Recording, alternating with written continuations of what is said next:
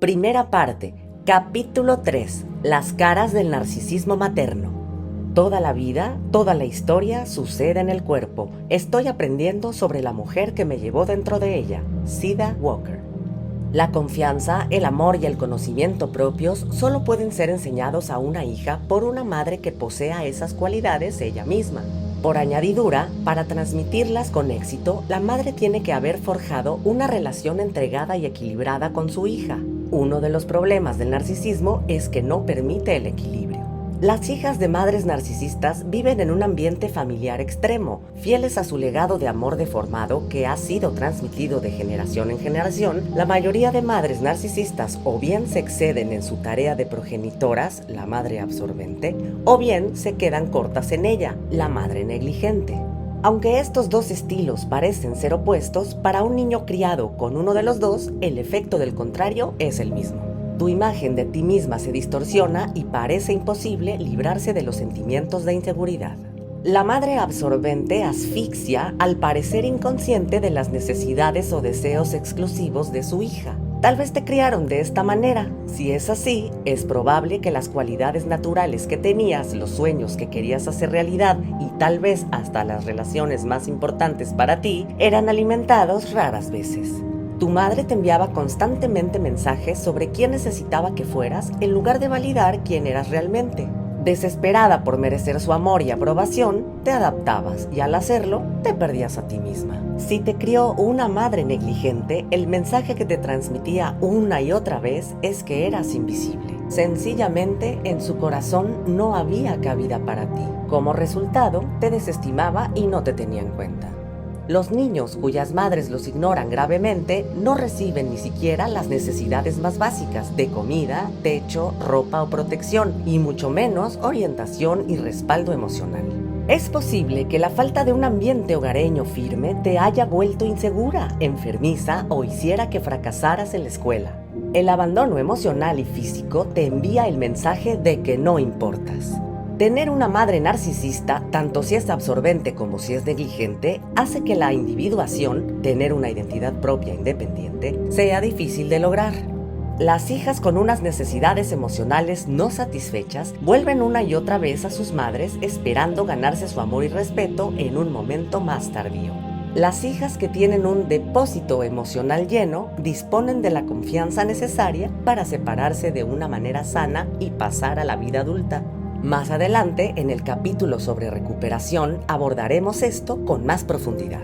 Por el momento, veamos las diferentes caras que presentan tanto las madres absorbentes como las negligentes y el efecto que tienen en sus hijas. La madre absorbente. La madre absorbente trata de dominar y controlar todos los aspectos de la vida de su hija. Toma las decisiones y presiona a su hija sobre cómo vestir, cómo actuar, qué decir, qué pensar y qué sentir. La hija tiene poco espacio para crecer y alcanzar su plenitud individualmente o para encontrar su propia voz y se convierte en muchos aspectos en una extensión de su madre. Las madres absorbentes suelen parecer unas madres geniales, como siempre están involucradas en la vida de sus hijas y puede que siempre estén haciendo cosas para ellas y con ellas, las personas ajenas a la familia suelen verlas como madres activas y entregadas. Sin embargo, la propia imagen debilitada y la sensación de falta de valía que sus hijas extraen de esta conducta son trágicas. Las madres narcisistas no son conscientes de las consecuencias perjudiciales y a menudo devastadoras de su conducta, lo cual no disminuye, por supuesto, sus duraderos efectos. Miriam tenía 28 años, estaba prometida para casarse y atrapada en una furiosa pelea con su madre por el control de su vida. La madre no aprobaba a su prometido y hacía todo lo concebible para entrometerse en su relación, llegando incluso a hablar mal de él a varias personas de la empresa donde el joven trabajaba. Mi madre esperaba que me llegara la noticia de que mi prometido era un fracasado o, mejor todavía, que él se rindiera y se fuera de la ciudad. Déjame que te diga un par de cosas sobre las relaciones amorosas, le decía con demasiada frecuencia la madre de Toby. Toby, 48 años, describe a su madre como alguien a la que le encantan los hombres y sabe cómo manipularlos. Cuando ella, Toby, llegó a la edad de tener citas, su madre la instruía sobre cómo conservar el interés de un hombre, regañándola si no era lo bastante coqueta. Me desabrochaba los botones superiores de la blusa y me enseñaba a actuar de un modo sexy. Toby recuerda el sabio consejo de su madre: si no te acuestas con ellos, los pierdes. La madre de Sandy siempre quería que su hija fuera igual que ella. Se enorgullecía contándole a la gente que estaba tratando de conseguirlo. Cuando Sandy empezó a hacer terapia, sentía que tenía que luchar contra la percepción de toda la familia que la veía como si fuera una versión más joven de su madre. Estábamos unidas, mi madre y yo, pero tuve que pedirle a todos mis parientes que, por favor, dejaran de cargarme con los pecados de ella. Las madres del mundo del espectáculo son un ejemplo clásico de madres absorbentes, esas que conducen a sus hijas por los concursos de belleza infantil o los programas de televisión como Showbiz Moms and Dads. El anuncio de este programa en una popular revista que lleva la frase "algunos padres se mueren por conseguir la fama", junto a una foto de una madre que empuja a su princesita al escenario, hace que te preocupes por cómo estas experiencias afectan la mente de estas niñas manipuladas y por la clase de jóvenes en que se convertirán. El musical Gypsy presenta la quinta esencia de la madre absorbente. "Canta a todo pulmón, Luis", dice la madre cuando su hija está actuando en el escenario. En la versión cinematográfica original, Rosalind Russell hace el papel de Mama Rose, una madre narcisista extrovertida y exuberante con 2 hijas, Louise y June, a las que empuja al mundo del espectáculo. Cuando la más joven, June, que es la que Mama Rose cree que tiene más talento, se casa y se marcha de casa, Mama Rose busca otro medio de hacer realidad sus propias aspiraciones y se centra en la mayor, Louise, Natalie Wood. Las reacciones de las hijas en esta producción son interesantes. June acaba cansándose de ser la mona y huye, y Louise se revela, convirtiéndose en la famosa stripper Gypsy Rose Lee. Ambas hijas abandonan a su madre, cuyos sueños no se han hecho realidad. Todas nosotras estamos imbuidas de un profundo anhelo por vivir nuestra propia vida, no la de nuestra madre. Sin embargo, la madre narcisista presiona a su hija para que actúe y reaccione ante el mundo como lo haría ella. Una niña criada de esta manera toma decisiones de acuerdo con lo que cree que le hará ganar el amor y la aprobación de su madre. Acostumbrada a que su madre piense por ella, más tarde tendrá dificultades para crear una vida adulta sana y auténtica para ella misma. La madre negligente. Las madres que ignoran o no se ocupan de sus hijas y no les proporcionan orientación, apoyo emocional ni empatía, constantemente descartan y niegan sus emociones. Incluso si, como mi madre me inculcaba, tienes un techo sobre la cabeza, ropa que vestir, alimentos que comer, entonces, ¿cuál es el problema? Yo seguía sufriendo mucho en mi interior, igual que le sucede a otras hijas con madres que las ignoran. La comedia-drama Sirenas retrata a una madre irresponsable y egocéntrica, Cher. En esta película, todo gira en torno a mamá y sus relaciones, mientras que el mundo emocional de sus hijas está vacío. Algunas de las frases de las hijas en esta película lo dicen todo. Por ejemplo, "esta es nuestra madre, reza por nosotras". "Mamá es muchas cosas, normal no es una de ellas". Y "mamá, no soy invisible". Si una chica tiene suerte, quizás encuentre a otro adulto que pueda ayudarla, que reconozca y valide sus sentimientos y le proporcione algo de orientación. Esta persona puede ser un salvavidas emocional. Por ejemplo, mientras Marie crecía, su madre se negaba a enseñarle algunas cuestiones muy esenciales. Cuando tuve mi primer periodo, a los 13 años, no pude acudir a mamá. Siempre que se producía cualquier alusión sexual, incluso en la televisión, ella decía: "No me hables de sexo, no quiero hablar de eso". Cuando necesitaba artículos personales, tenía que llamar a mi hermana o a mi maestra. Fue mi maestra la que me explicó qué era la menstruación. En mi consulta de psicoterapia he visto un caso tras otro de madres e hijas cuya relación parece ser buena desde afuera, pero en su interior la niña sufre un dolor, una confusión y una angustia profundos. Siempre les digo a los niños que soy un médico de sentimientos, porque quiero hacerles llegar el mensaje de que mi consulta es un lugar para hablar de sentimientos, unos sentimientos muy frecuentemente ignorados, devaluados o negados por sus madres. Con frecuencia, los niños aprenden más rápidamente que sus padres a hablar de esos sentimientos y a empezar a curarse. Una conducta negligente crea un profundo vacío emocional en la vida de un niño, un vacío que puede no ser detectado durante años, pero el maltrato o la negligencia físicos son más claramente visibles. Cuando los padres narcisistas son incapaces o no están dispuestos a satisfacer las necesidades más básicas de su hija, mantenerla segura, sana y en la escuela, se ve. Mi consulta está llena de niños maltratados o descuidados. Trabajar con ellos ha llegado a convertirse en una especialidad en mi profesión, un medio para que yo devuelva algo a la sociedad y marque una diferencia para los niños que sufren. Una parte de mi corazón necesita tratar de ayudar a las niñas pequeñas, en especial a las que están esperando a que las adopten o a las que viven en casas de acogida anhelando una madre que no tienen. Muchos niños me han pedido que me los lleve a casa, como una encantadora niña de 8 años que me dijo: «Doctora Carol, ¿sabe cocinar? ¿Cuántas habitaciones tiene en su casa? ¿Tiene juguetes?». Y luego añadió en voz baja: «Si puedo ir a su casa con usted, fregaré los platos cada día, incluso limpiaré los cristales de las ventanas». Si en mi profesión no hubiera unas normas éticas que lo impiden, a estas alturas tendría en marcha un orfanato en casa. Una de mis respetadas colegas, Linda Bauchman, que también trabajaba con niños maltratados y descuidados, escribió este poema después de trabajar intensamente con una niña a la que habían sacado de casa de su narcisista madre. «Querida mamaíta, lo estoy haciendo muy bien. Tengo sobresalientes en todo en la escuela y ya no lloro a la hora de irme a la cama, aunque mi nueva mamá dijo que podía. Recuerdo lo mucho que odias las lágrimas. Me las secabas a bofetadas para hacerme fuerte. Me parece que funcionó. He aprendido a usar un microscopio y me ha crecido el pelo 5 centímetros. Es bonito, igual que el tuyo. No me dejan limpiar la casa, solo mi propia habitación. ¿No es una regla extraña? Tú dices que los niños causan tantos problemas al nacer que más les vale compensarlo. No he de cuidar de los otros niños, solo de mí, y eso me gusta. Todavía siento el nudo en el estómago cuando hago algo mal, pero tengo escrito en mi espejo: los niños se equivocan, no pasa nada. Lo leo cada día. A veces incluso me lo creo. Me pregunto si alguna vez piensas en mí, o si te alegras de que la que creaba problemas se haya ido. No quiero volver a verte nunca. Te quiero, mamá».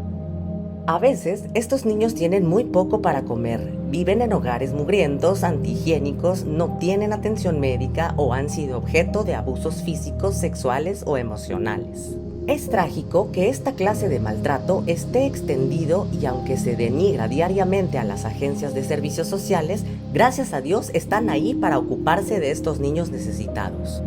Madeline, una niña adorable de 10 años, cuida casi por completo de sí misma en casa. Aunque vive en una situación que está lejos de ser ideal, atesora mucha esperanza en su corazón. Mi mamá nunca cocina para nosotros. Nunca hemos tenido una de esas comidas familiares que ves en la tele, donde toda la familia se sienta alrededor de la mesa y comen todos juntos. Yo me preparo mi propia comida y soy bastante buena con las latas de sopa y los macarrones con queso.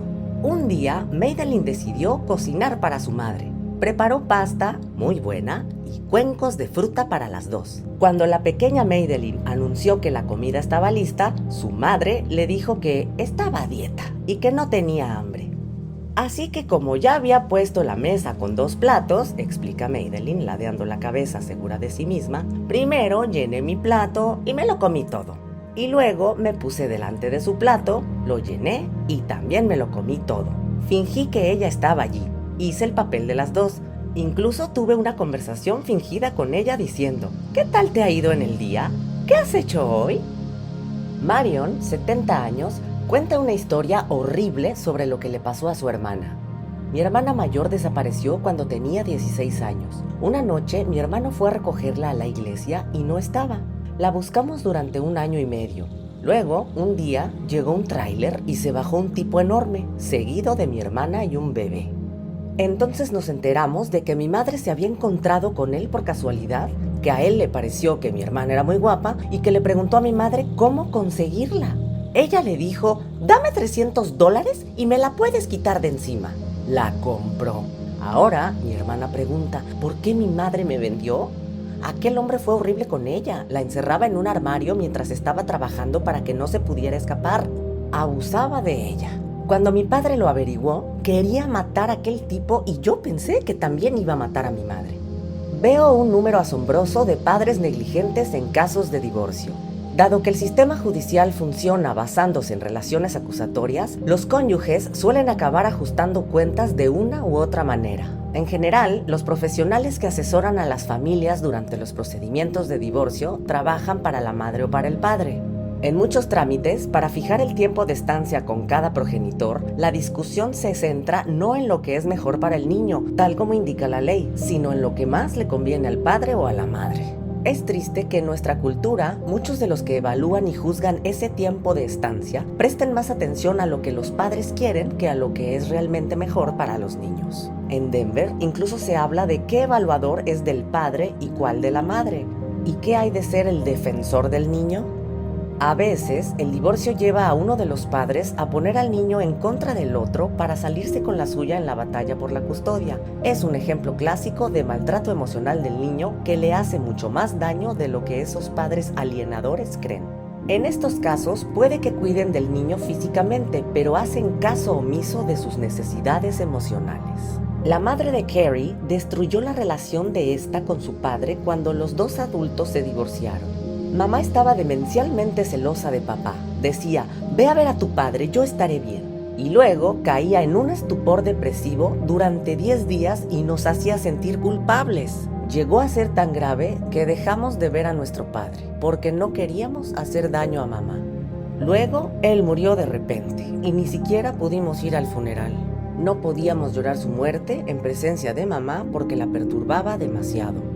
Los patrones de conducta de las madres que maltratan, ignoran o descuidan a sus hijos suelen ser identificables, pero se hacen mucho más complejos y confusos cuando una madre narcisista manifiesta una mezcla de conductas absorbentes y negligentes. Veamos la forma en que actúa esta combinación particular. Mezcla de conductas absorbentes y negligentes.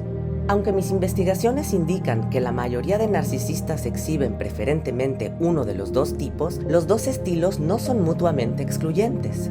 Una madre puede pasar de absorbente a negligente y volver a absorbente, como hace la madre de la película La fuerza del cariño. Aurora, la madre, Shirley MacLaine, examina constantemente a su hijita para ver si respira. La sacude, despertándola bruscamente para comprobarlo. Cuando la pequeña rompe a llorar, Aurora señala su aprobación maternal con un satisfecho "así está mejor" y cierra la puerta dejando a la niña llorando sola en su cuna. Mi madre exhibía ambos extremos con dos hijas diferentes, una conducta absorbente con mi hermana y otra negligente conmigo. Creo que su comportamiento estaba relacionado con el puesto que ocupábamos en el orden del nacimiento y el lugar donde estaba mi madre en la vida. En pocas palabras, me presionaba para que creciera rápidamente para cuidarla y ayudarla a cuidar al resto de la familia, y trataba de hacer que mi hermana siguiera siendo niña, ayudándola en todo. Yo era la segunda hija mayor, y mi madre se negaba a ayudarme y daba por sentado que ya me las arreglaría. Siempre hacía cosas por mi hermana, que era la más pequeña, incluso cuando se portaba de forma irresponsable. Mientras que a mí me transmitía el mensaje de que tenía que solucionar las cosas yo sola, para mi hermana el mensaje era que no podía hacer nada sin su intervención. Un cuidado materno efectivo consigue el equilibrio entre permisividad y restricción. Una niña que ha sido criada en ese terreno intermedio aprende que puede crecer junto con sus cualidades y pasiones. Sus sentimientos se reconocen y se tratan con respeto. Pero una niña que crece fuera de ese terreno medio debe superar un doloroso conjunto de obstáculos si quiere disfrutar de unas relaciones amorosas sanas, tomar decisiones profesionales satisfactorias y algún día ser una auténtica madre afectuosa y bondadosa. Las 6 caras del narcisismo materno. Pero basta ya de hablar de mí, hablemos de ti. ¿Qué piensas de mí? Bette Midler en el papel de Sissy Bloom en Eternamente Amigas. En mis investigaciones he identificado 6 tipos de madres narcisistas, todos dentro del espectro absorbente negligente. Yo los llamo las 6 caras. Cuando revises esta lista, por favor comprende que tu madre puede ser principalmente de un tipo o ser una combinación de varios. Además, la madre absorbente y negligente puede estar entretejida en cualquiera de los 2 tipos siguientes. Llamativa extravertida. Esta es la madre sobre la que se hacen las películas. Es una animadora pública, adorada por las masas, pero secretamente temida por quienes viven con ella y por sus hijos. Si puedes formar parte de su espectáculo, mucho mejor. Si no puedes, será mejor que tengas cuidado. Se le ve, es llamativa, divertida y extremada. Algunos la adoran, pero tú desprecias la visible mascarada que representa para el mundo, porque sabes que no le importas ni a ella ni a su espectáculo. Lo único que le importa de ti es cómo haces que ella parezca ante el resto del mundo. Ver cómo el mundo reacciona ante ella te confunde.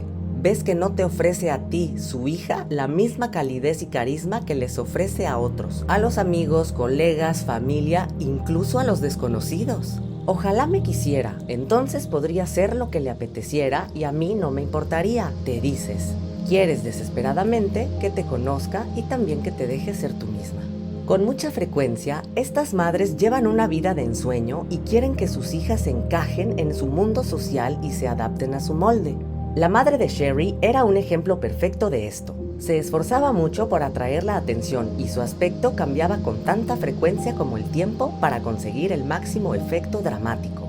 No recuerdo verla nunca con su color de pelo natural, dice Sherry, de 55 años, con una sonrisa irónica. Recuerda las diferentes fases de su madre. A principios de los 60 tenía el look de Jackie O, con unos sombreros enormes. Cuando aparecieron las cosas mod, llevaba gafas de sol y minifaldas. Siempre iba a la moda, era el centro de atención. Siempre pensé que no quería entrar en su territorio.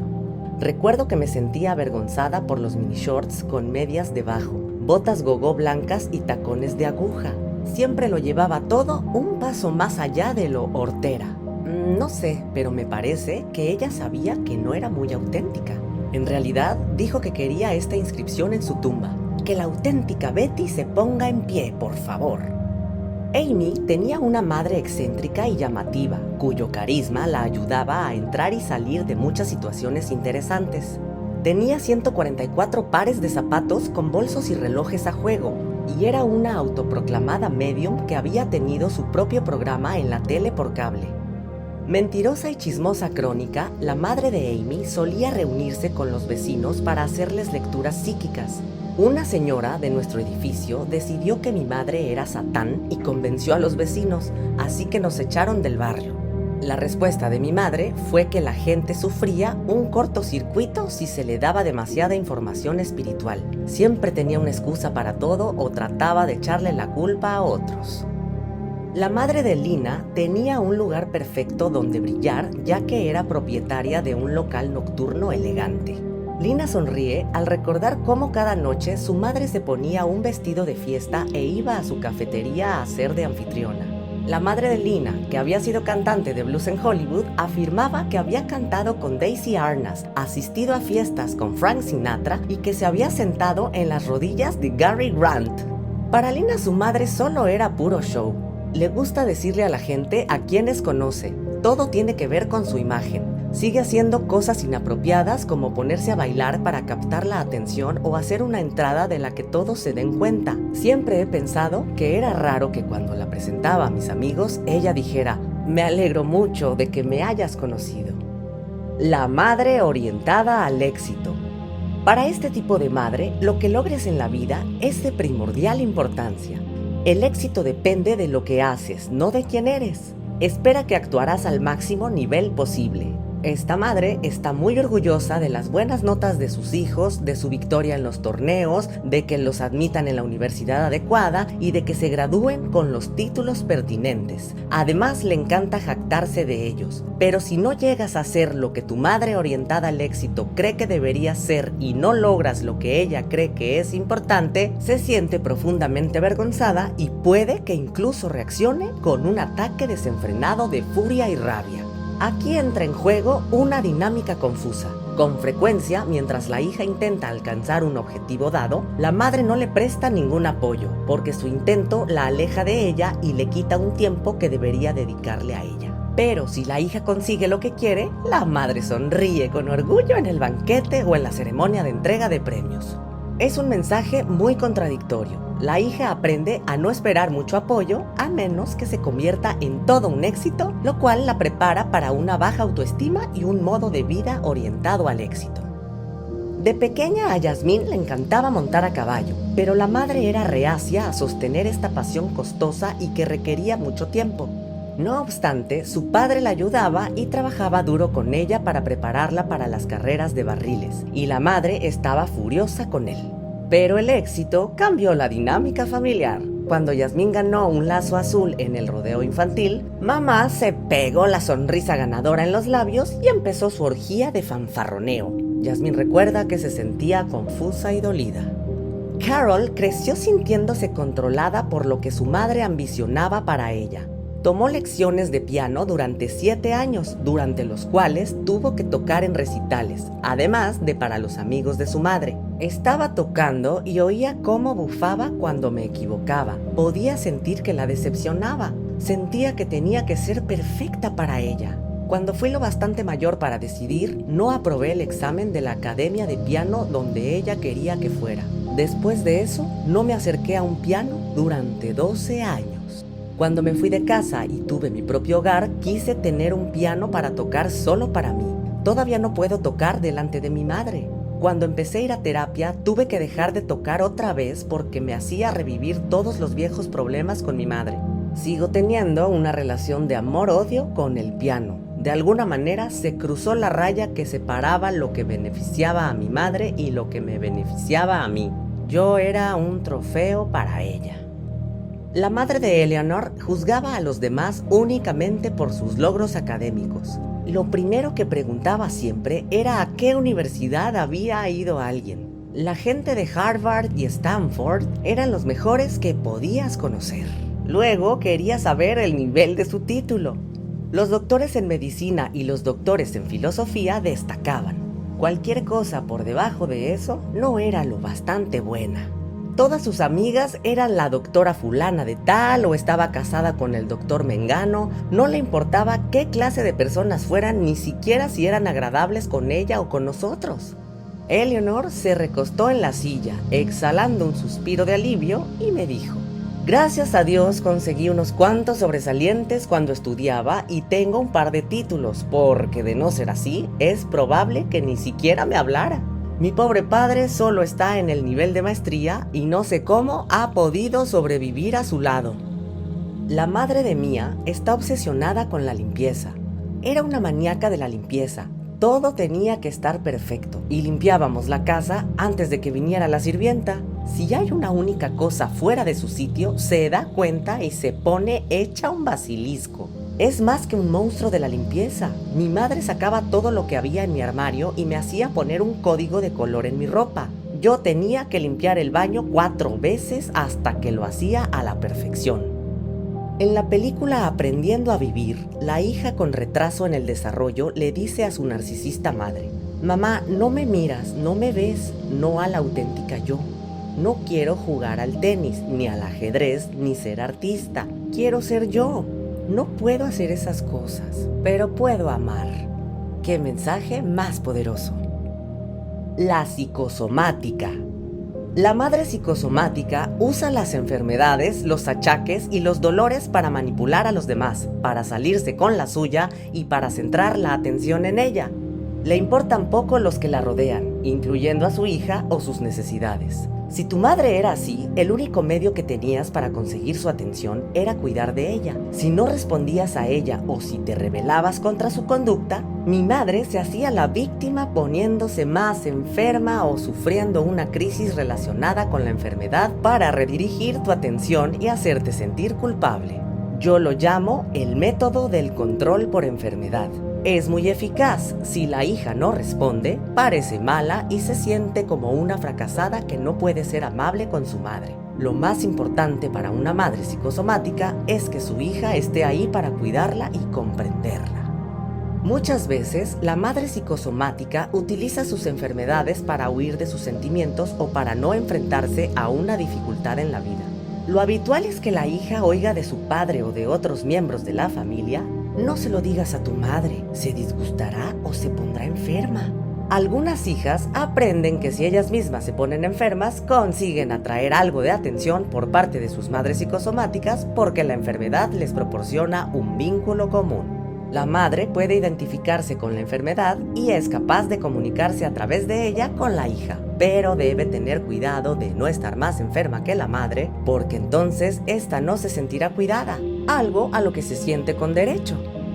Aunque las migrañas debilitan de verdad, la madre de May las usaba como medio para escapar de los problemas de la casa y no se cuidaba de ninguna manera que la ayudara a evitar esos dolores de cabeza.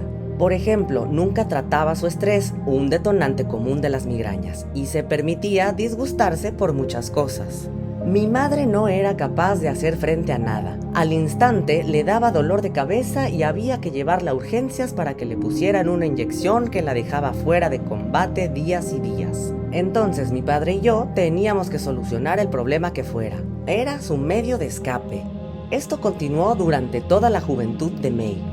Recuerdo que una vez le dije que salía con un hombre mucho más joven y fue como si el dolor de cabeza se presentara tan de repente que ninguna de las dos supo qué le había pasado. Creo que no le gustó lo que le dije. A Irene la culpaban por la incapacidad de su madre de afrontar el estrés. Siempre que algo iba mal en casa, mi padre decía: «Mira lo que le has hecho a tu madre». Esta acababa en el dormitorio llorando y tenía dolor de cabeza y diarrea y se pasaba horas en el baño y luego salía y se echaba en el sofá con un paño alrededor de la cabeza y muy triste. Mi padre acudía al rescate y nos culpaba a nosotros diciendo que ella soportaba muy mal el estrés. Irene necesitaba que la reconocieran, pero aprendió que si no estoy a la altura de sus expectativas, empieza a sufrir achaques, le salen pupas en la boca, extraños sarpullidos y se pone enferma debido al estrés emocional. Todo tiene que girar en torno a ella. La conducta de la madre de Jackie empeoró conforme ella y su marido envejecían y cuando él empezó a ponerse enfermo. Mi madre siempre tenía que estar más enferma que mi padre. Si yo le prestaba atención a él porque se encontraba mal, ella siempre tenía que superar la enfermedad. Una vez fingió un ataque al corazón. No puedo contar las veces que me llamó al trabajo y yo acudí corriendo solo para encontrarme con que no le pasaba nada. La única vez que no fui después de que me llamara, estuvo días sin hablarme. Me dijo que yo no le importaba y me escribió cartas desagradables. Mona lloró durante la terapia mientras hablaba de la operación de cadera de su padre, que le resultó muy difícil porque se estaba haciendo viejo y estaba débil. Pero en realidad lloraba porque durante todo el tiempo que mi padre pasó por esto, mi madre decía que le dolía la cadera y que también necesitaría que la operaran. No podía permitir que le prestaran atención a él. Era repugnante. Sus caderas estaban perfectamente y en cuanto mi padre se recuperó, nunca volvimos a saber nada de las caderas de ella. Celeste me cuenta, mi madre no paraba de quejarse. Cuando se levantaba o se sentaba o caminaba por la habitación, no hacía más que gemir. No había ninguna razón física para que lo hiciera. Parecía ser su manera de conseguir que todos los presentes la miraran y le preguntaran si estaba bien. Entonces decía, «Claro que estoy bien. ¿Por qué?» La adicta. En El clan Yaya, la novela de Rebecca Wells, Cira describe el sonido de la voz de su madre como la cacofonía de 5 lingotazos de bourbon. Aunque estaban a 2000 millas de distancia, Cira podía oír cómo entrechocaban los cubitos de hielo mientras hablaba con su madre por teléfono. Luego dice, si alguien hiciera una película sobre mi infancia, esa sería la banda sonora. El padre o la madre que tienen un problema de abuso de sustancias siempre parecerán narcisistas porque la adicción es más fuerte que cualquier otra cosa. A veces, cuando un maltratador está sobrio, la conducta narcisista desaparece. Otras veces no, pero mientras esté consumiendo, siempre estará centrado en sí mismo y en su Dios, la adicción. Los hijos de padres alcohólicos o toxicómanos lo saben bien. La botella o la droga elegida siempre está por delante de cualquier otra cosa o persona. El abuso de drogas es un medio efectivo para enmascarar los sentimientos. Está claro que la madre que se presenta borracha al concierto del coro donde canta su hija no piensa en las necesidades de esta. Hannah tuvo que defenderse sola durante la mayor parte de su infancia. Durante años, mi madre estuvo enganchada al Tylenol con codeína y al Valium, lo que la dejaba totalmente aniquilada. Para cuando cumplí los 10 años, ya había estado casada 7 veces. Íbamos de un sitio a otro con muchos hombres diferentes. Cuando Hannah tenía 14 años, su madre le dijo que quería suicidarse. Ella le suplicó que no lo hiciera, diciéndole que la necesitaba y no podría sobrevivir sin ella. Hannah se detiene un momento mientras contaba la historia. Su dolor era palpable. Y dice, a pesar de todo lo hizo, murió por su propia mano. Siempre fui la perdedora. Primero una madre que no estaba allí y luego una madre que se suicidó. Después del suicidio de su madre, Hannah vivió en un camping para caravanas y continuó yendo a la escuela. Le fue bien hasta el tercer año de instituto. Luego empezó a saltarse las clases diciendo que estaba enferma y a consumir drogas y alcohol. La madre de Julia iba de fiesta casi cada noche. Cuenta, mientras crecía, vivíamos en un barrio con muchos padres y madres solteros y todos daban fiestas. A mi madre le gustaba dar fiestas en casa para no tener que contratar a una cuidadora. Yo me convertí en una de esas criaturas morales que detestaba que bebieran, que fumaran, que contaran historias verdes, que maldijeran, etc. Yo solía quejarme de todo esto con mi madre y con su novio, pero se hartaron, así que me humillaban llamándome Reinita. Cuando planeaban la siguiente fiesta, mamá dijo, vamos a tener una fiesta salvaje esta noche, Reinita, así que puedes irte a tu habitación donde no serás molestada. La mejor manera de describir el mantra de la madre narcisista y adicta es con la canción de Billie Holiday, Smoke, Drink, Never Think. Fuma, bebe, no pienses nunca. La secretamente malvada. La madre narcisista que es malvada en secreto no quiere que los demás sepan que maltrata a sus hijos. Por lo general, tiene un yo público y un yo privado totalmente diferentes. Las hijas de estas madres las describen diciendo que son bondadosas, cariñosas y atentas en público, pero maltratadoras y crueles en casa. Es difícil no sentir un gran resentimiento hacia tu madre por esto, especialmente si engaña a mucha gente fuera de la familia. Si tuviste una madre así, sabrás lo atroz que es esta conducta contradictoria.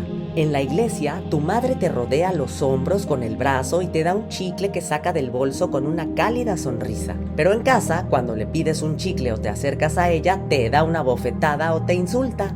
Esta madre es capaz de anunciar en público, estoy muy orgullosa de mi hija, ¿verdad que es preciosa? Y luego en casa decir, realmente tendrías que perder peso, llevas un desastre de pelo y vistes como una puta. Estos mensajes imprevisibles y contradictorios son demenciales. En público, la madre de Verónica era una santa, pero en casa era colérica y maltratadora. Cualquier cosa que ella sintiera era el centro del universo y la vida entera tenía que detenerse para acomodarse a eso. Si tenía dolor de cabeza o estaba depre, teníamos que andar con pies de plomo. Sus sentimientos lo dominaban todo. Mis sentimientos eran minimizados, por decirlo suavemente, y aprendí que no estaban a la altura de los suyos. Siempre decía, si tú supieras, siempre crees que te ha ido mal. Pero siempre que íbamos a algún sitio, actuaba de un modo muy cariñoso y falso de verdad. Nuestras peleas se libraban dentro de casa y nadie las veía. A Robin, la conducta de su madre la confundía. Decía, de niña siempre había adorado a mi madre y creía que estaba de mi parte, pero cuando mi hermano y yo llegamos a la adolescencia, solía decirnos lo horribles que éramos. ¡Nunca tengas hijos!, decía. La madre de Robin le contaba que había intentado abortar cuando estaba embarazada de ella, tirándose por las escaleras y tomando ciertos medicamentos. Probablemente habría abortado de mi hermano, me decía Robin, pero mi padre iba a ser enviado a la guerra y en aquellos tiempos, si estabas embarazada, no reclutaban a tu marido. Dado que había tenido 3 abortos provocados y uno espontáneo, decía que Robin y su hermano eran nacidos vivos.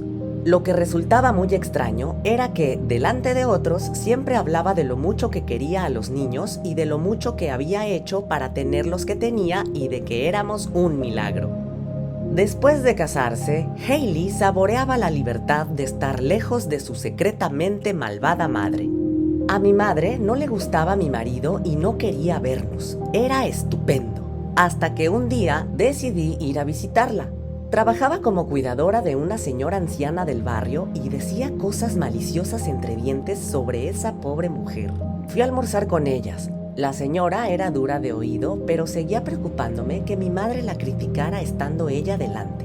Decía, joder, ¿no te parece que podría ir todavía más despacio? Era mezquino. Me recordó lo que yo había vivido toda mi vida. Mi madre tiene un lado agradable y un lado oscuro. Una vez que esta anciana muera, volverá a proyectarse en nosotros. Por ahora, la que lo recibe es esta pobre mujer. La necesitada emocionalmente. Aunque a un cierto nivel, todas las madres narcisistas están necesitadas emocionalmente. Algunas muestran esta característica más abiertamente que otras. Estas madres llevan sus emociones al descubierto y esperan que sus hijas se ocupen de ellas. Una propuesta perdedora para los hijos, de los que se espera que calmen a su madre, escuchen sus problemas de adulta y los solucionen con ella. Por supuesto, no se presta atención a los sentimientos de estos hijos y es improbable que te acerques siquiera a recibir el mismo nutrimento que se espera que proporciones. La madre de Yvette sabe cómo subir las apuestas. Cuando Yvette le dice que está cansada de trabajar toda la semana, la madre dice: «Cariño, tú no tienes ni idea de qué es estar cansada». Luego se lanza una diatriba sobre lo agotador que ha sido su propio día. Es raro que Yvette pueda igualar la historia de su madre, así que renuncia a decirle nada y escucha. Ha aprendido a no hablar de sus propios sentimientos porque le duele demasiado. Dice: «Solo le pregunto cómo está y lo dejo ahí. De esta manera parece que se pone menos nerviosa». Un ejemplo clásico de madre emocionalmente necesitada aparece en la película The Mother. En este melodrama, cuyo guion es obra de Hanif Kureishi, Paula, la hija, Catherine Bradshaw, se siente vacía, no consigue decidir qué hacer con su vida y su carrera y nunca se ha sentido querida ni valorada por su madre. Como se ha acostumbrado a tratar de complacerla, se siente atraída por hombres necesitados. Su egocéntrica madre, May, Anne Reid, empieza a mostrar lo profunda que es su necesidad cuando muere su marido y tiene abiertamente una aventura con un carpintero, del cual la hija está locamente enamorada. La madre no siente comprensión ni interés por los sentimientos de su hija y justifica sus actos diciendo que está llorando la pérdida de su marido y que la aventura hace que se sienta mejor. El crítico cinematográfico Michael Wilmington lo expresa bien. Dice: «El egocentrismo es el vicio de estos personajes. Ese, no el sexo, es su pecado». Ahora que has visto desde dentro muchos tipos diferentes de madres narcisistas, es importante destacar unas cuantas cosas. La primera es que nuestras madres no nacieron así. Lo más probable es que se hayan enfrentado a unas barreras infranqueables para alcanzar el amor y la empatía cuando eran niñas. En la tercera parte de este libro, uno de tus retos será analizar los orígenes familiares de tu madre para comprender más a fondo las razones de su conducta. Esto no elimina tu dolor, pero te permite empatizar con ella y perdonarla hasta un cierto punto que te ayudará a recuperarte. Ningún narcisista actúa en un vacío. En el siguiente capítulo estudiaremos a las familias y echaremos una ojeada al resto del nido narcisista. Gracias por haber llegado al final de este capítulo. Suscríbete para más audiolibros de valor. Yo soy Arlene Fogel Méndez y desde aquí te abrazo fuerte.